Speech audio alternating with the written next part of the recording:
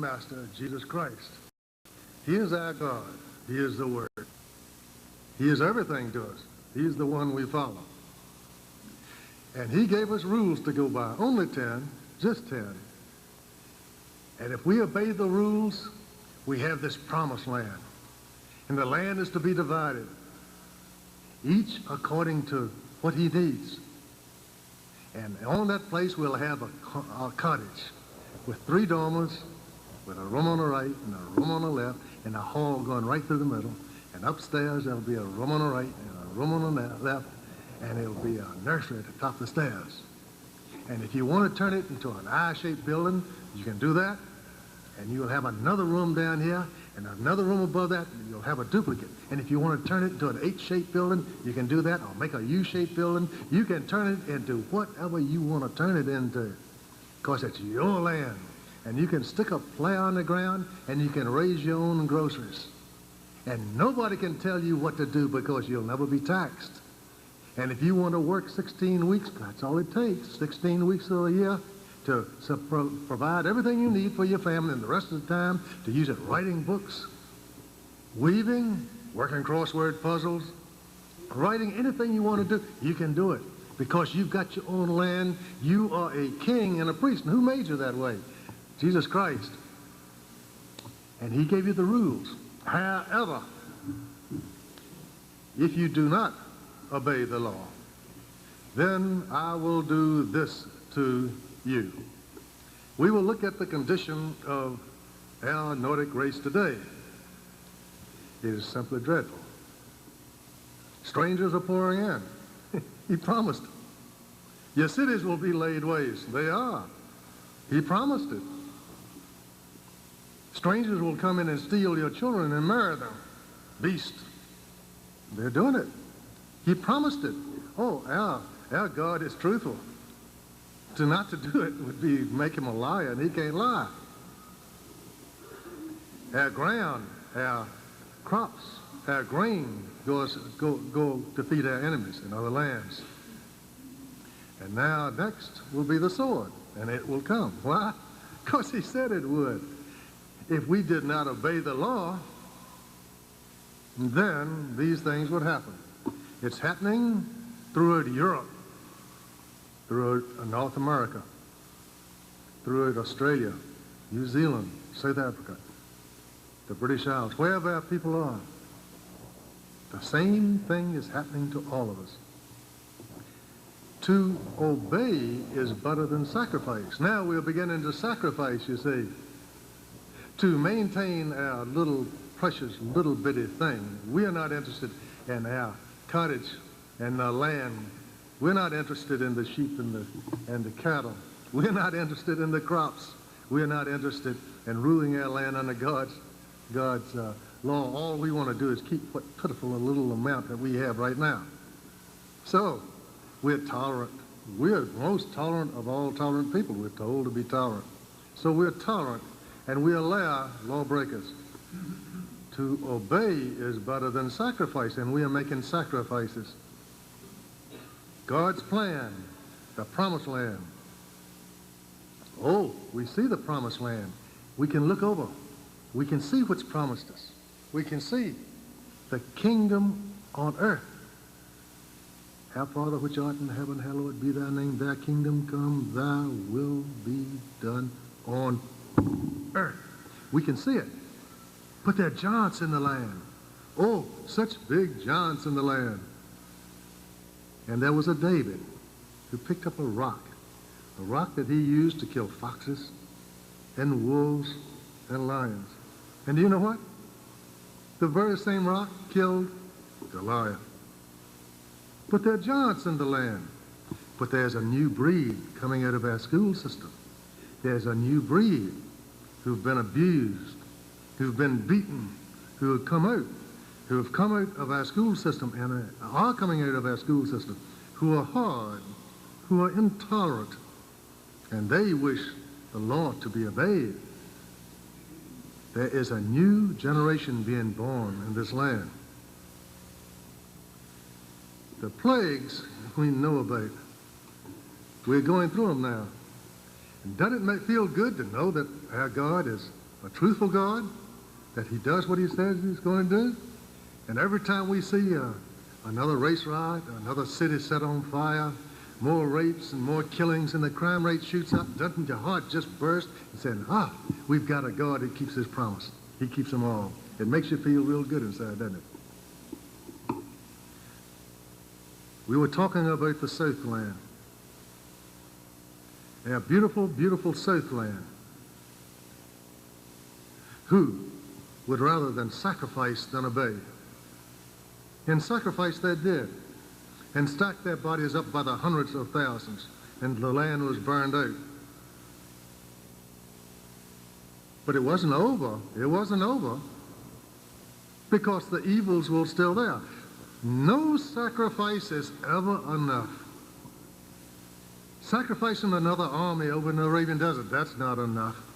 When they all die over there, that won't be enough. When the plagues hit and take out millions, that won't be enough. Why? To obey is better than sacrifice. No sacrifice is enough. The choice is simply obedience or destruction. There's no third choice. The land companies came in and bought up their lands first. As I said before, the whites were forbidden to vote. The blacks were given the vote. The blacks took over. The carpetbaggers, the agents of the New York banks, came down. Taxes went sky high. Incomes were very low. People lost their land by the hundreds of thousands and millions of acres. These lands were bought up by pennies by the land companies from New York. The plan was to sell the land to immigrants coming in from Europe at $400 an acre. The plan was to make multi-billions of dollars on the transaction. And it all fell apart because of black nationalism. The blacks had the power, and they didn't want to share it with whites. But the Republican Party, the party that was formed in 1854, it was formed just to encompass those people made radical by the news media of the North. Most of them were of the urban population. People don't realize it, but there were many anti-Republicans in the North, as there were Republicans, many more anti-Republicans who were disorganized. But the Republicans were financed by the banking industry, or by the banks, and they were tremendously powerful. They had their own newspapers and their own politicians, and they ruled in the Southland by keeping troops down here to keep the blacks in power, and the blacks voted for the Republicans, which kept Grant and the Republicans in power. Each scratched the other's back. The Southerners were powerless. But when the blacks started kicking the carpetbaggers out, and when they refused to allow immigration into the South, the bankers could see all of these millions of acres of land becoming worthless, growing up in pine trees, being virtually worthless.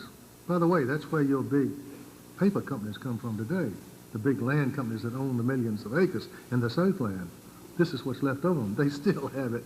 The problem's still there. The problem still has to be taken care of.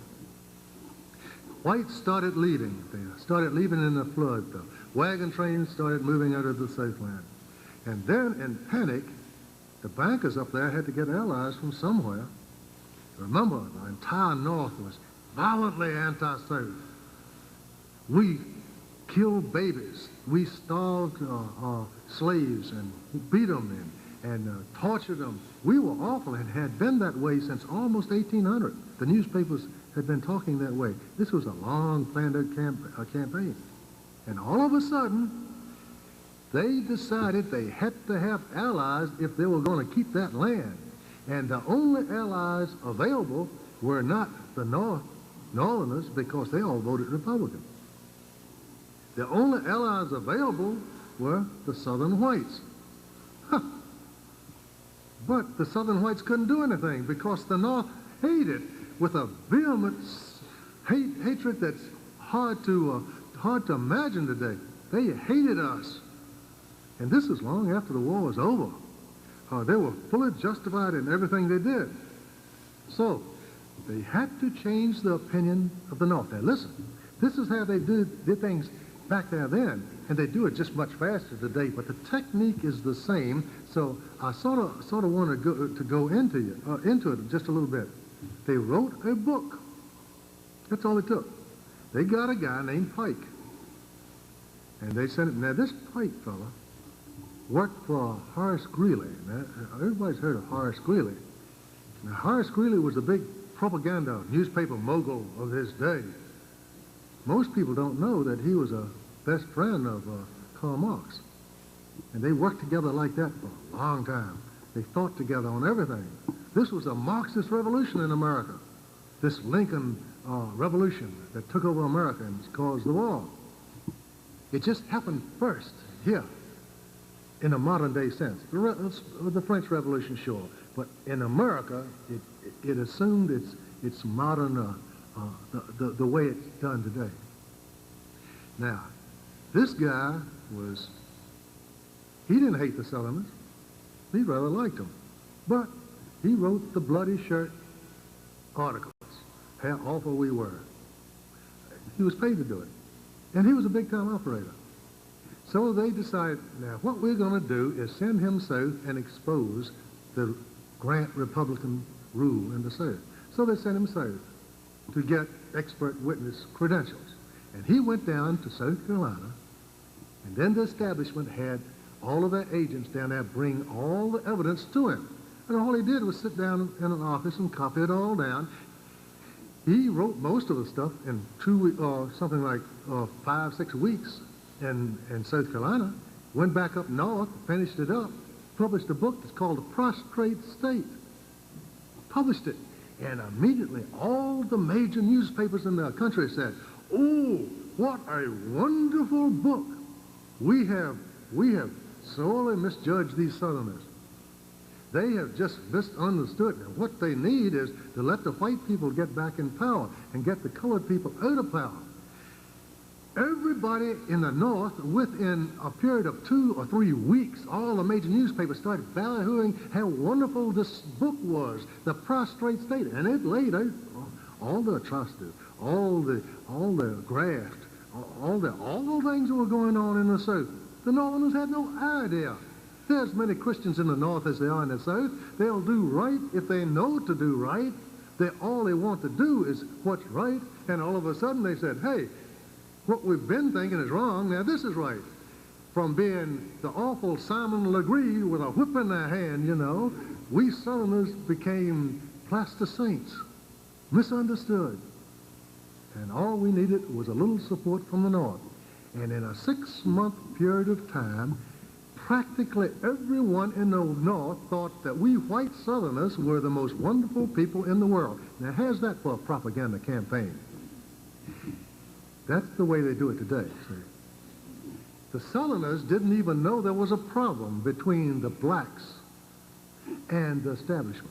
They didn't know there had been a falling out. All of a sudden, all they knew was the Democratic Party got a shot of money in its arm. And all of a sudden, money started coming into the South to finance the beginning of a Democratic opposition party. And oh goodness, Grant and his Republicans, they hit the trail. And the most awful thing in the world was a Democrat, let me tell you. I just want to this is the type of propaganda that was going on among the Grant Republicans. You remember, to be a Democrat then was a solid South. You know, it was a Southerner that was the Democrat. Now, according to the newspapers, the establishment newspapers, that was good. According to the Grant Republican newspapers, that was bad. This was the first time the establishment ever had a falling out among the media. And probably the last time, but we don't know. They're going to make a mistake and they're going to have a falling out tomorrow. And we're going to take advantage of it. But this is what happened then. This is the type of stuff that was being said about us Southerners as the Grant Republicans stomped around. In Bangor, Maine, this Robert G. Ingersoll, the great atheist, you know, said, the white Democrats, talking about the Southerners, are as relentless as fiends. They kill simply to kill. They murdered those helpless people, thinking in some blind way they were getting their revenge upon the people of the North. And the Democratic and our Democratic opponent, he never gave birth to an elevated, noble sentiment in his life. A compound of cunning and heartlessness, who believes in the democratic doctrine of states' rights. That's an awful thing, states' rights, you know. In Cooper Union, New York, he said, recollect that the men who starved their soldiers and shot them down, all the hands that dipped in Union blood were in the Democratic Party. He's talking about the white Southerners. In Indianapolis, he said, every state that seceded from the Union was a Democratic state. Every ordinance of secession that was drawn by a Democrat. Every man that endeavored to tear down the old flag from the heaven it enriches was a Democrat. Every man that tried to destroy the nation was a Democrat. Every man that shot down Union soldiers was a Democrat. The man that assassinated Abraham Lincoln was a Democrat. Every man that raised bloodhounds to pursue human beings was a Democrat. Every man that clutched from shrinking, shuddering, crouching mothers babies from their breasts and sold them into slavery was a Democrat. Every man that tried to spread smallpox and yellow fever in the North was a Democrat. Soldiers, every scar you have on your heroic bodies was given you by a Democrat. Every scar, every arm that is missing, every limb that is gone is a souvenir of a Democrat. Yes, the question is, shall the solid South, our unified South, unified by assassination and murder, a South solidified by the shotgun, shall the solid South, with the aid of a divided North, control this great and splendid country? Every Democrat that is a Democrat because he hates something. Every man that is a Republican because he loves something. I am proud that I belong to the Republican Party. It is the first decent party that ever lived. How's that for oratory, huh? You go a long way before you find something better than that. Now, don't you think for one second that you're being jerked around, because I'll tell you, compare with the experts of yesterday, our boys have a little bit to learn, you know. This is the type of thing that we had to put up with. But we put up with it. We organized in the South. It wasn't, we were conquered in 65. The soldiers were down here. I think they didn't leave until 78.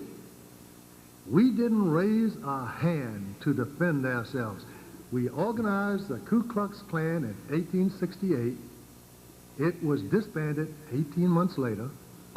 And these no-name organizations and the private police did what they could. But starting along with the revolt among the Northerners, the banking interests and the blacks, starting with that breakup, there was a glimmer of hope.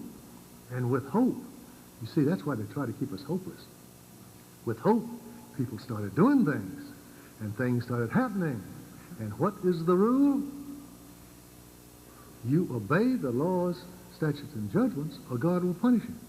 And the Southerners by this time had lived through an incredible horror that, frankly, we haven't even touched yet. But we will. God's right. God, you know, you can count on him to keep his promises until such time that people finally do something. The first thing that had to be stopped was the Ku Klux Klan. Now remember, by this time, the Ku Klux Klan was organized by Union soldiers and Union Party members. And they went around doing all sorts of atrocities and blaming it on the Ku Klux Klan so the newspapers could blame it on the South. And someplace in the Southland, almost nightly, there were gun battles between local militias or no-name organizations and the Ku Klux Klan in the hands of the radicals, the Republican radicals. None of this is in the history books, but it's very much so. Finally, politically, they started organizing. Politically, they started coming together. The Democratic Party started getting together. They didn't touch the banks because the banks were financing them. They haven't touched the banks to this very day. But things were beginning to happen. People began to be elected. And then we were confronted with something else. What about all the murderers and all the rapists, all the kidnappers? What about all the unpunished people who were walking the streets? Unpunished people walking the streets. It is better to obey than sacrifice. And not only in the South, in the Midwest, and in the North. Then all of the people, practically nationwide, almost at the same time, became more afraid of God than of man. And starting in about the 1880s, the latter part of the 1880s and the 1890s, all of those who had been guilty of murder and of rape 20 years before had been put in prison for a day, 2 days, a week, 2 weeks, and released, were hunted down, one after another. And I have the statistics, and I printed them in my book, showing the extra-legal executions that started being made all over the country. In the North, many more in the Midwest and West than in the South. In the South, by 1910, and during that 30-year period, it was practically completed. By 1920, there were very few. By 1925, the Klan came into being in 1915. The new Klan was a political organization. By that time, there were almost no extra-legal executions, which they call lynchings. There were very few, but the newspapers came out against them because it was time for a new campaign to start. But what I'm trying to say is, there were virtually no criminals in America by 1925. They had paid the penalty required of them by law. They didn't exist in North America. Why did your mothers and fathers walk the streets day or night as children, as women, with no worry about assault, rape, or robbery, or murder? Because there were no rapists, there were no robbers, there were no murderers. They were dead. They had been executed days before. The land returned to a semblance of the promised land. And of course, that's where it stopped. It wasn't taken any further. The South began to believe. The blacks were driven from power. The executions took place between 1880 and 1910. Oh, one story about Richard. I can remember this quite well because it happened to me. This is Richard's story. Richard was colored fellow, worked with us. And I just can't recall a time I didn't know Richard. He was 25, I guess, and I was 7, 8 years old. I used to go everywhere with Richard in a pickup truck. And when I was 7, I had a fact of life explained to me by Richard. We were riding down the road in a pickup truck when Richard pointed to a tree in the middle of a field and said, "That's where some white men hanged a colored fellow." I replied, "That's awful. Why did they do such a thing? You're black, aren't you afraid?" And Richard replied, "He fooled around with, that's colored for rape. A white woman. I ain't done nothing. I got nothing to worry about." And he was right. If anybody in Culpeper County touched Richard and could not prove justification, he would have had to deal with my grandfather, Dick Kelly, and my Uncle Thompson. And this might have been more than a great many people could handle. Now, this is the way it was. There was no fear in the South when I was a boy. There was none. There was justice. People obeyed the law. They had large families because the law said they would. They obeyed the law the very best they could.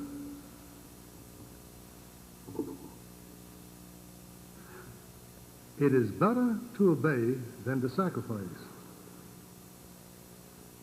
Or, because thou hast let go out of thy hand someone whom I have condemned to utter destruction, your life will go for his life, and your people shall go for his people. And that's God's promise. Believe it. And if you think that sitting still in the security of your little seat, with the security of your rented house and your highly taxed house, is going to satisfy. It will not. Because there is no end to sacrifice. And don't think it won't get worse. Don't think the war between the states is going to be the worst. Just don't think for 1 second that sending your boys out and having their brains splattered all over the wall somewhere is going to be sufficient. And don't think that having your homes burned and your cities bombed and your lands devastated is enough. Because it never, ever stops until the last one of our people is exterminated from the face of the earth, unless they obey. And it was only when they started to obey that we ever came out of that. Now, I want to tell you real fast, because I can use up too much time in these type of things. I wanted to talk about our kinsmen. Our kinsmen in South Africa. And the reason I want to do that is because there is so very little known about South Africa. South Africa was settled in the early 1600s as a state. It's located on the southern tip of Africa. All the ships go by there. It's a very critical strategic place. At first, they just used it for a provisioning station. And then, as time went on, they got more and more people there. And then we had the Huguenots in France. Remember when they got run out of France? So many of them went to South Africa. And then we had Dutch. The Dutch East India Company founded originally with Dutchmen. Then we had the Frenchmen arrive, and then we had some Germans. They arrived, and we had a language being built called Afrikaans. And it's different. It's a different language from anything else. They have their own language. And living in South Africa, under the control of the Dutch East India Company, they had a problem. But first of all, I want to give you some South African words, because they have a way of speaking that if you're not accustomed to, you can run into trouble. Like we Virginians say, there's a mouse about the house and there's no doubt about it, you see. And unless you can get your tongue around that, you sort of miss out a little on the conversation. In South Africa, a citizen is called a burger. A commando is a militia group. It's a group of people, anywhere from 5 or 10 up to 40, 50, or even 100. A commando. A laager. A laager is a protected place, like a group of wagons turned into a circle forms a laager. A boer is a farmer. That's a Dutch word meaning farmer. Afrikaans. That's the old Dutch French dialect that's spoken by the Boers. Uitlander, or Uitlander, that's somebody who's not a Boer or a South African of the Boer extraction. You can be their friend, you can live among them, you can be one of them, but you're still an Uitlander. It's not meant as an insult, you're just an Uitlander. English. Now, the English came in during the Napoleonic Wars, and they took over from the Dutch to safeguard, England did, and they moved in their administration. And when they moved in their administration, they did it the English way. And they were just as heavy-handed in South Africa as they were in Virginia. And they did things in South Africa that were just real bad news. They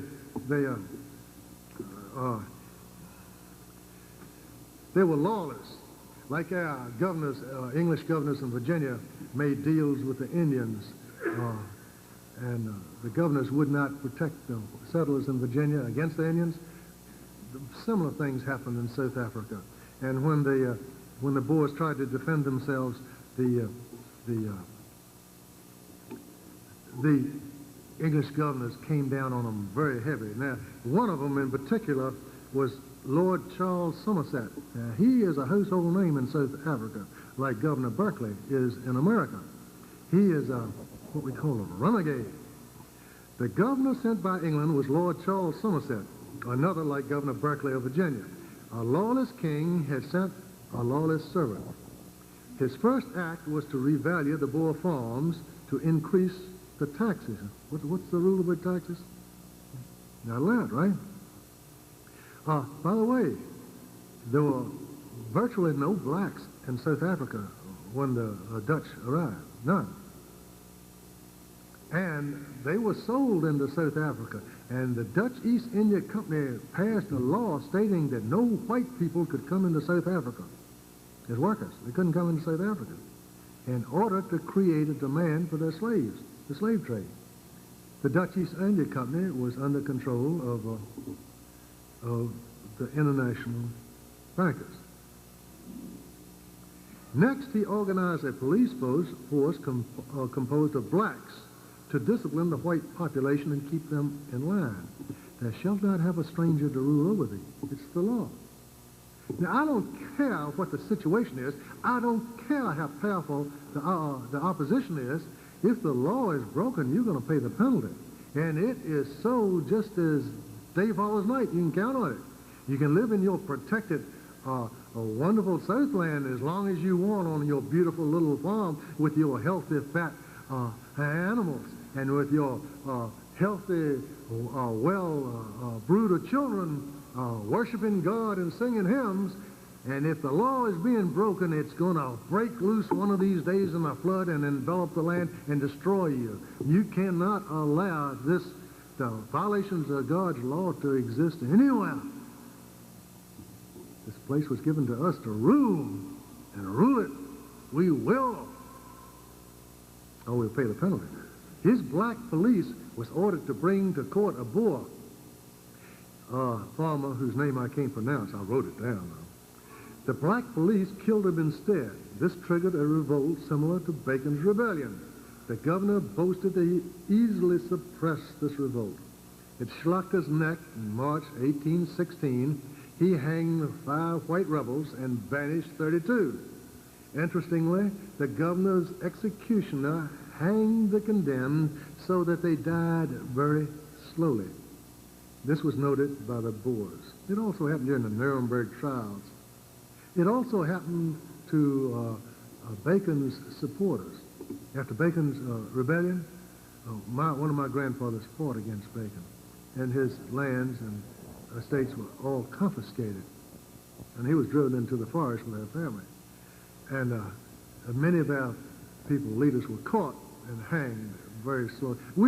In Virginia, we're conversant with these type of Nuremberg trials. Okay, I want to go on. Slavery ends in South Africa, and in South Africa, slavery was outlawed with compensation. They paid them.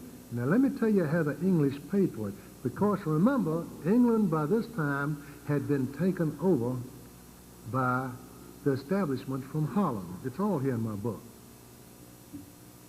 They said, if you own slaves that the Dutch East India Company has sold to you, you can get paid for them.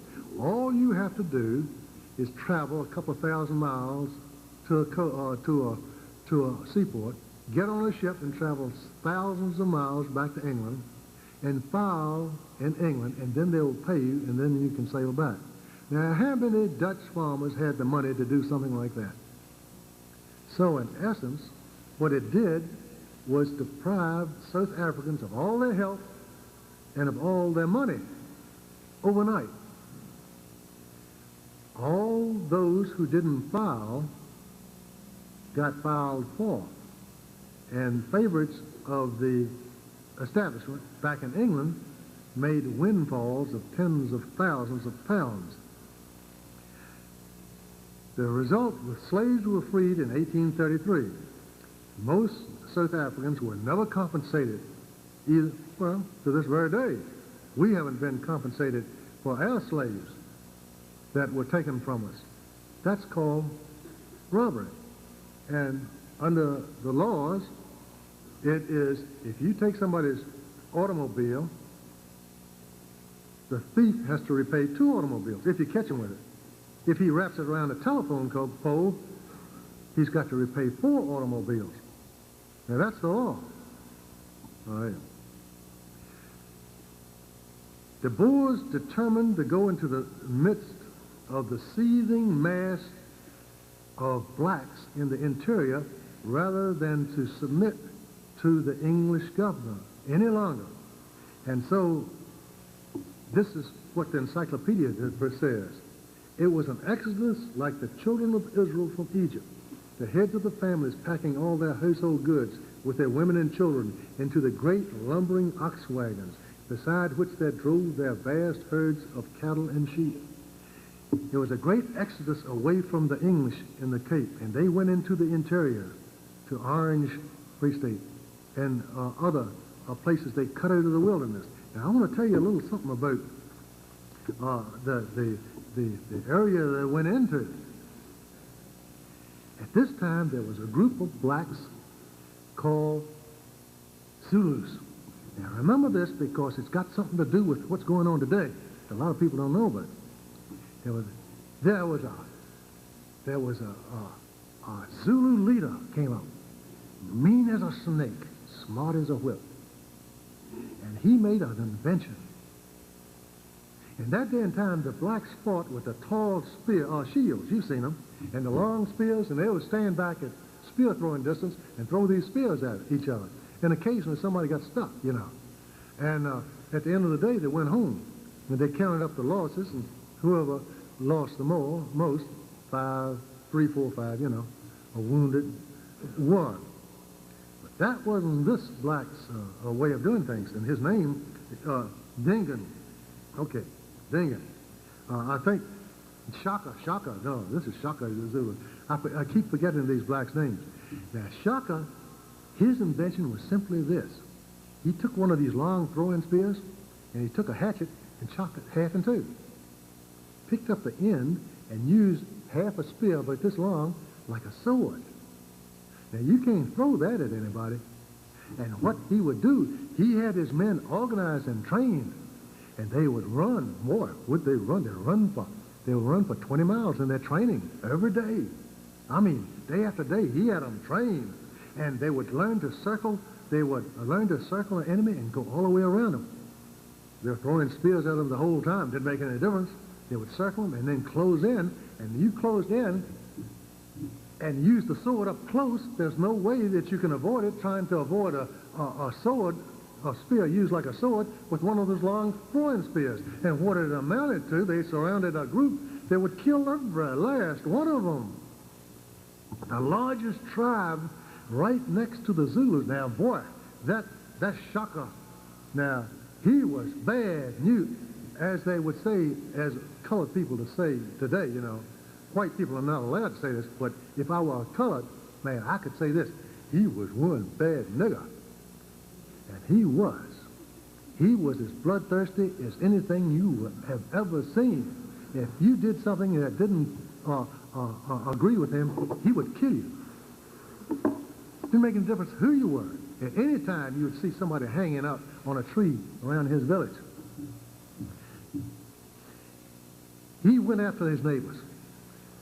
And the biggest tribe right next to him were the Xhosas. And he liked to annihilate the Xhosas. And boy, they fled. They got out of his way. And they ran into another tribe. And the Xhosas and this other tribe were fighting with the Zulus right behind them. And the other tribe started running. And they ran and hit another tribe. They started fighting. And all of a sudden, all over Africa, you had blacks fighting blacks. And when they're talking about a seething mass of blacks, that's what it was. Blacks were fighting blacks all over Africa. It was called a Duvakane. And in the center where they had started was nothing.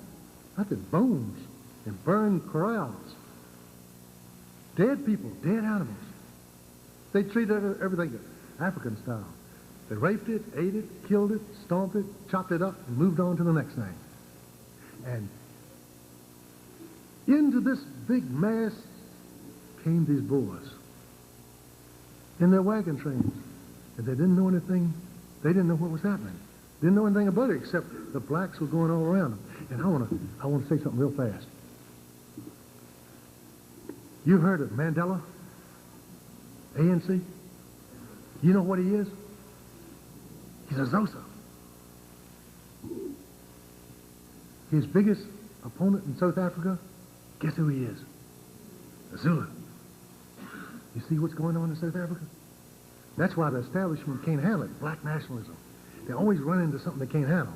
They got two bunch of niggers down there that hate each other's guts.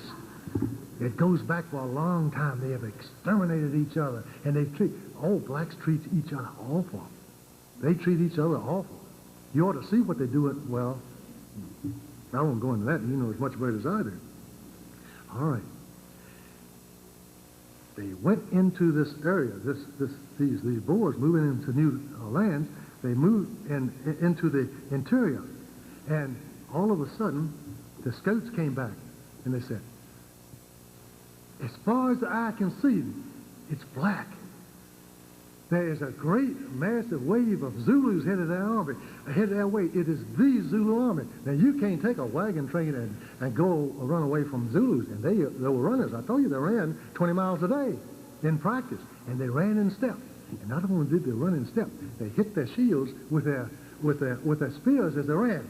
Collect, collect, collect, collect. You could hear them from miles away. Collect, collect, collect, collect. Now, for a long way before they ever saw the first black, collect, collect, collect. It was getting close, and it was coming from all directions. So they put the wagons into a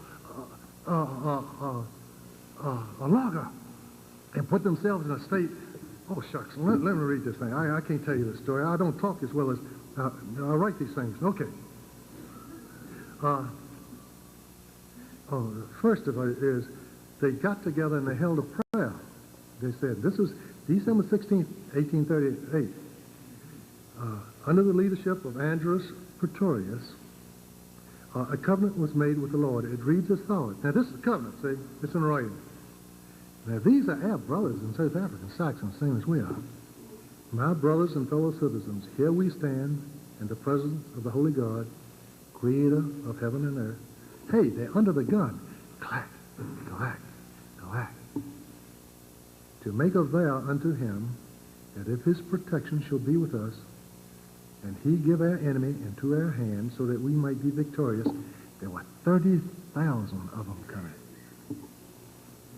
That we may be victorious over them, that this day and date every year shall be spent as a birthday and as a day of thanksgiving, just as a Sabbath is spent. That we shall erect a temple to his honor wherever it will be pleasing to him, and that we shall also instruct our children that they must also share in it, as well as for our generations yet to come, because the honor of his name shall thereby be glorified, and the honor and the glory of the victory shall be given to him. By the end of the day, the 460-odd Afrikaner men, with their women and children, not only successfully fought off the repeated onslaughts with the loss of Zulu lives estimated at 12,000, and not a single casualty on the Afrikaner side, but they also irrevocably bound future generations of Afrikaners to survival to him. The outcome of the battle is to be considered a miracle.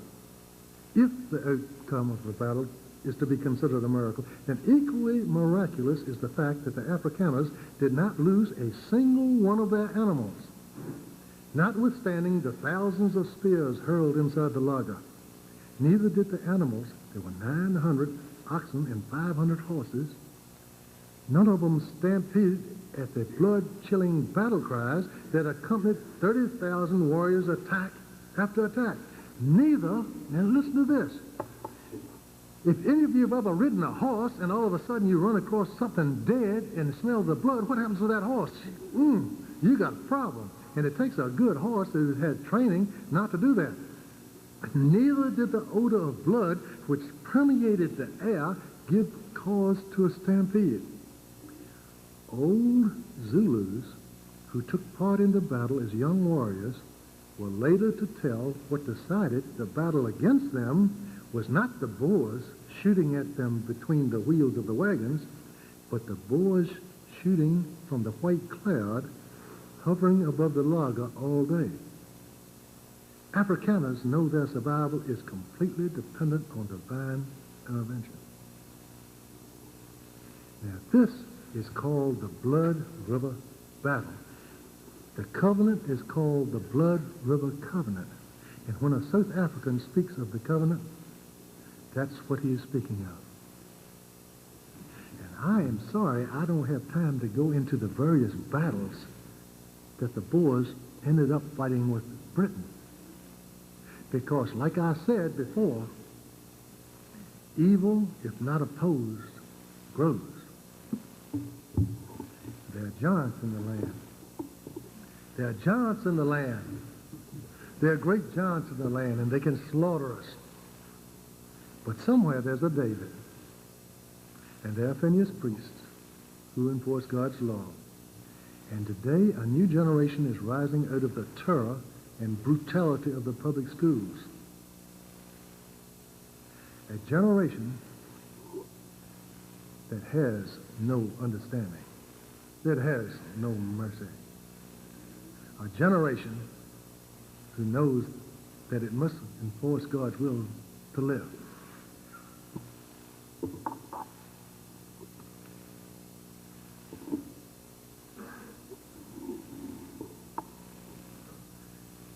Today we have a choice, the choice that our grandfathers had. It is the only choice that we have. Our story in the Southland is the story that was the South African story. That is the German story. That is now America's story. That is now Europe's story. That is now Australia's story. That is now New Zealand's story. It is better to obey than sacrifice. Though 1,000 fall at your side and 10,000 at your left, nothing will come nigh unto thee. We've got a promised land, and we can see it. And we can see our cottage with the 3 domes on top, and the room on the right, and a room on the left, and 160 acres. Well, we can stick a plow in the ground. It's our promised land, and we've been asking God for it for 2,000 years. And there it is. And all we have to do is take it. Thank you.